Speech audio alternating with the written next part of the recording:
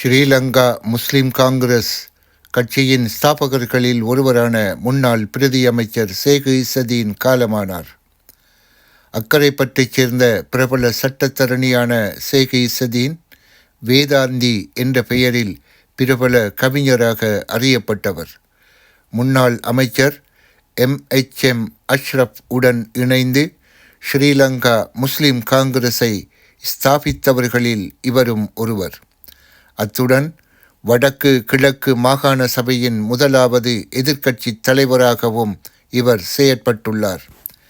இதன் பின்னர் ஃபேரியல் அஷ்ரப் தலைவராக செயற்பட்ட காலத்தில், அதாவது MHM அஷ்ரப் அவர்களின் மனைவியான பேரியல் அஷ்ரப் தலைவராக செயற்பட்ட காலத்தில் இவர் தேசிய ஐக்கிய முன்னணியின் தேசிய பட்டியல் ஊடாக நாடாளுமன்றத்திற்கு பிரவேசித்தார்.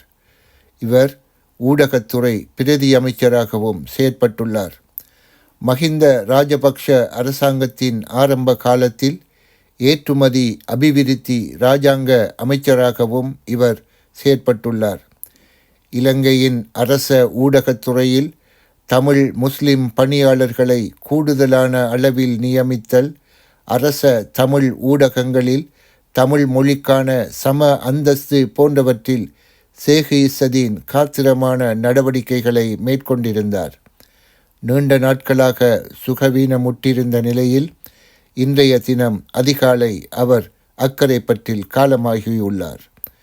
தற்போதைய பிரதமர் ஹரிணி அமரசூரியவின் விசேட செயலாளரான சட்டத்தரணி ஹசனா இஸ்ஸதீன் இவரது புதல்விகளில் ஒருவராவார்.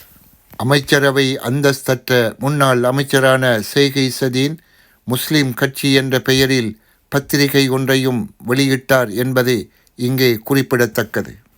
ஸ்ரீலங்கா முஸ்லிம் காங்கிரஸின் அரசியல் யாப்பை வரைந்தவர்களில் மிகவும் முன்னோடியாக இவர் திகழ்ந்தார் என்பதும் இங்கே நினைவு கூறத்தக்கது.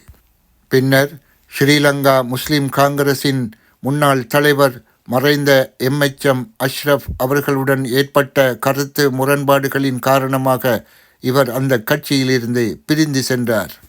இவரது ஜனாசா நல்லடக்கம் இன்று மாலை 6 மணிக்கு அக்கரைப்பற்றில் நடைபெறுவதாக அறிவிக்கப்பட்டுள்ளது. நன்றி.